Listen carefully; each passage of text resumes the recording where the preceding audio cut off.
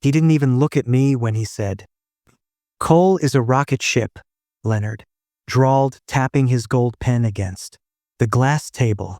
"And we don't have room for anchors." Laughter rippled across the boardroom, polite, rehearsed. The kind that cuts deeper because no one dares to look away. My 50-page risk assessment lay in the trash beside his chair. The same report that would have saved them. But that wasn't the point. This wasn't about data. This was about dominance. My wife Claire sat 2 seats down. She couldn't meet my eyes. Her father had made sure of that. "Security will walk you out," he said, smiling as though he just handed me a watch for Christmas. The glass doors hissed open. Cameras in the hall blinked red. My badge still worked for now. Nodded once, slow and silent. It wasn't the nod of defeat. It was calibration. Tomorrow's going to be fun. I built Atlas when Cobe-Cale was barely a garage dream. Predictive energy routing system that turned chaos into efficiency. They called it the nervous system of modern power. Called it my child. Leonard saw profit. Claire saw her father's approval. I saw the future. For 17 years, Atlas ran flawlessly, predicting demand surges, preventing blackouts, saving billions. My name was on every patent, every technical document, until the day it wasn't.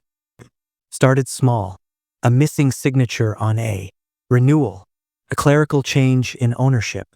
My CTO title replaced with consultant. Claire said it was temporary. Her father just needed control for the IPO. "Trust him," she whispered, fingers brushing mine. "He sees what you're worth." He did. Every cent of it. The truth came quietly. Not a gunshot. A whisper. Found the draft acquisition agreement in Claire's inbox one night. It was addressed to her father and the board. She hadn't deleted it, just started. As if saving a reminder. Atlas proprietary. System IP transferred to Cobe-Cale. Holdings effective June 15th. Compensation not applicable. Pre-existing ownership structure. My name was gone. My creation folded neatly into theirs. Claire walked in as I read. No guilt, no panic, just tired eyes. "It's cleaner this way," she said softly. "You'll still be part of it. You just won't own it." That's when I understood. It wasn't Leonard's betrayal that broke me. It was hers. Her silence, her compliance, the way she chose comfort over conscience. I didn't yell. I didn't throw the laptop. I just looked at her and said, "Then you'll own what comes next too." Atlas was more than software. It was a system with a heartbeat.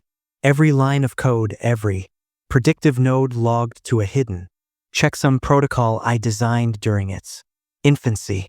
A fail-safe, undetectable, unerasable. They never noticed the audit thread running beneath the main kernel. A digital conscience that documented every unauthorized modification, every stolen line, every erase credit.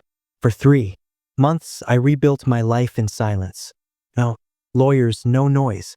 I opened an anonymous account through a shell firm in Zurich. Uploaded the check, some logs, patent, drafts, emails, proof of theft that could sink a boardroom. Then I waited. Cobe-Cale had just announced a $3.80 billion government partnership. Atlas was the foundation. Perfect timing. The night before the launch, I sent a secure packet to the Department of Energy. Flagged critical vulnerability. Disclosure. Inside every falsified document, every overwritten signature, every evidence trail pointing straight to Leonard and his hand-picked cronies. And then the quietest detail, the checksum line itself, the proof that Atlas had an unregistered creator. Me. The morning they launched, I watched from a coffee shop across the street. Large glass screens blazed the Cobe-Cale logo as reporters swarmed. Leonard stood at the podium, sharp in his gray suit, Claire at his side. He started his speech with the same confidence that once made me admire him. Then came the first vibration, phones buzzing in pockets, staff whispering, a reporter raising her hand mid-question, eyes narrowing at her tablet. The broadcast flickered behind Leonard. The giant display froze. The Cobe-Cale logo replaced by Atlas's diagnostic screen. Checksum.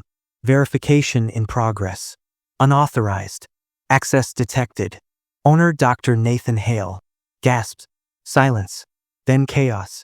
Leonard blinked hard, his voice cracking as he barked orders. Claire turned toward him, confusion slipping into fear. I didn't smile. I just stirred my coffee and watched the tremor spread. Board members calling, lawyers, reporters leaving the room, the screen behind him pulsing red with every line of proof. It didn't take long. The SEC froze Cobble's accounts. Within hours, the Department of Energy suspended the contract pending investigation. Half the board resigned. By morning, Leonard's quote, "We don't have room for anchors," was replayed endlessly on the news beside footage of his security escorting him out. Poetic symmetry. Claire called once. I didn't answer. Then an email, one line. Did you do this? I typed back 3 words. Atlas did this, and hit send. It's been 6 months. Atlas has a new home now under a federal trust. His code open sourced and protected. My name restored. I work quietly. No more suits, no more boards. Just clean code, quiet mornings, and the hum of servers. Honest machines that don't lie. Sometimes I pass the old Cobe-Cale tower. The lights are off now. The glass reflects the city like a hollow monument. I stop at the same spot where they escorted me out that day. Same marble floor, same echo. Justice isn't loud. It's a silence that finally feels deserved. Tomorrow's going to be fun. But today is peace.